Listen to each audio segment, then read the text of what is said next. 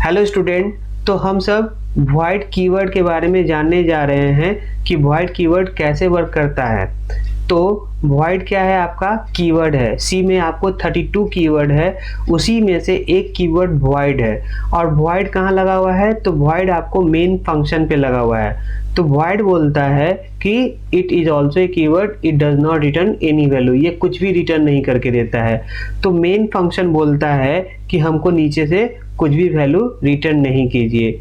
तो क्या value return कीजिए और कैसे वैल्यू रिटर्न करना है, इस चीज को समझना है। तो इस वॉइड को हम रिमूव कर रहे हैं। इस वॉइड को हटा के हम लिख रहे हैं इंट।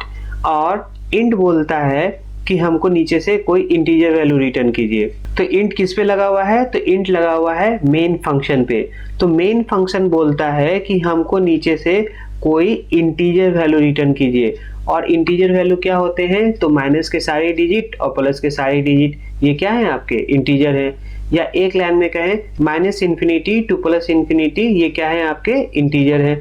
तो मेन फंक्शन बोलता है कि हमको नीचे से कोई इंटीजर वैल्यू रिटर्न कीजिए। और आप यहाँ पे रिटर्न 0 लिखते हैं। और रिटर्न 0 क्यों लिखते हैं? क्योंकि 0 आपका इंटीजर वैल्यू है, और इंटीजर में भी 0 न्यूट्रल वैल्यू है, ना वो नेगेटिव है ना वो पॉजिटिव है।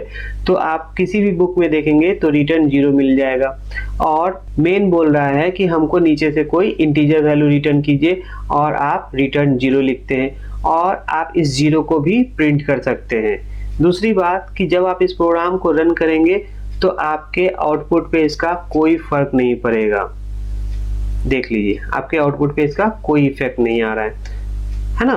दूसरी बात क्या है कि जब आप यहाँ रिटर्न 0 लिखते हैं तो ये रिटर्न आपको मेन फंक्शन के पास जाता है।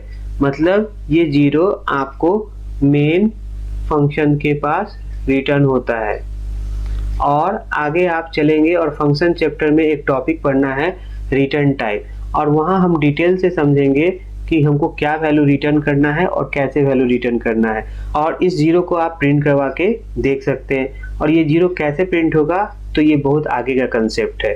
तो अगर आप चाहेंगे तो यहाँ 100 भी लिख सकते हैं, और ये 100 इस मेन मेथड को रिटर्न करता है, और आप इस 100 को प्रिंट भी कर सकते हैं। और साथ ही साथ जब आप प्रोग्राम को रन करेंगे तो आपके आउटपुट पे कोई इफेक्ट नहीं दिखेगा। सेम वही आउटपुट आ रहा है हेलो सी प्रोग्रामिंग लैंग्वेज, ठीक है।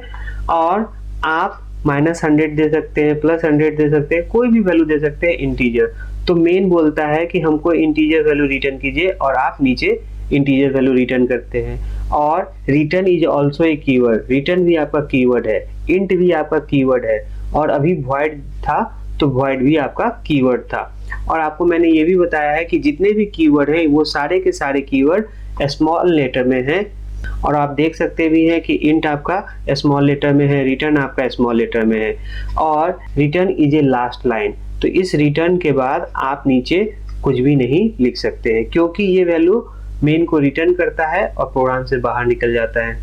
बात समझ में आ रहा है? और जब आप इस इंट के जगह फ्लॉट रखते हैं, तो जब आप फ्लॉट रखते हैं तो नीचे से आप फ्लॉट वैल्यू रिटर्न करते हैं 0.0।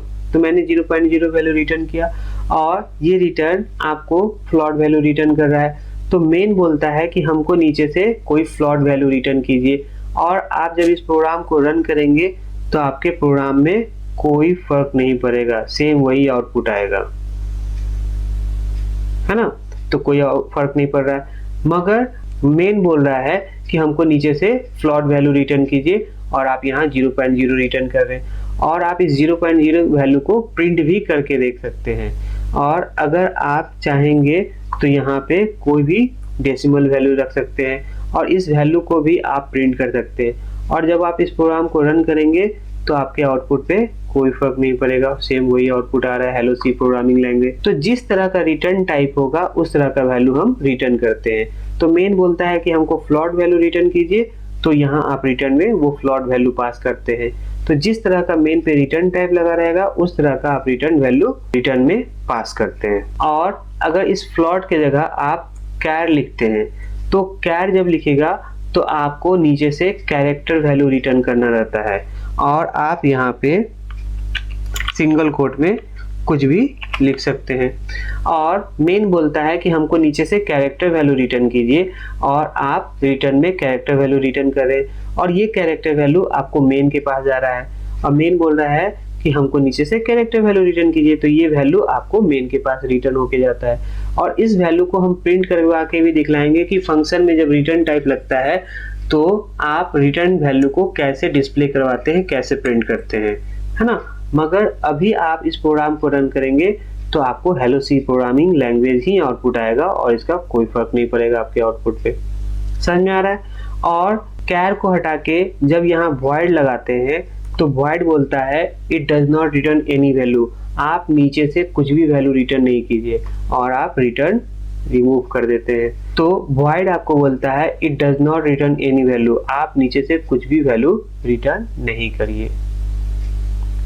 तो ये समझ में आया कि वॉइड एक कीवर्ड है और वॉइड कहता है it does not return any value और आप रिटर्न टाइप में जब वॉइड लगा रहेगा तो आप रिटर्न टाइप में कोई भी वैल्यू रिटर्न नहीं करते हैं और जिस तरह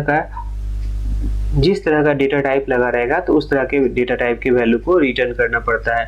इंट लगा है तो इंटीजर वैल्यू रिटर्न करते हैं, फ्लॉट है तो फ्लॉट वैल्यू रिटर्न करते हैं, कैर है तो कैरेक्टर वैल्यू रिटर्न करते हैं और वॉइड लगा हुआ है तो it does not return any value. और इसको अगर डिटेल से समझना है तो फंक्शन चैप्टर में आप जब आएंगे तो आपको वहाँ बहुत डिटेल से क्लियर होगा कि कैसे रिटर्न करते हैं और क्या रिटर्न करते हैं और कहाँ पे डिस्प्ले करवाते हैं, कहाँ पे उसको हम वैल्यू को प्रिंट करते हैं। तो एक मेरा ये छोटा सा वीडियो था जिसमें कि आपको मैं कोशिश कर रहा था कि रिटर्न टाइप को समझाने के लिए, और रिटर्न टाइप लगभग सी का बहुत आगे का चैप्टर है और रिटर्न टाइप आपका फंक्शन का टॉपिक है और ये फंक्शन आपको सी का बहुत आगे का टॉपिक है, तो वो वहाँ आपको बहुत अच्छे से क्लियर होगा।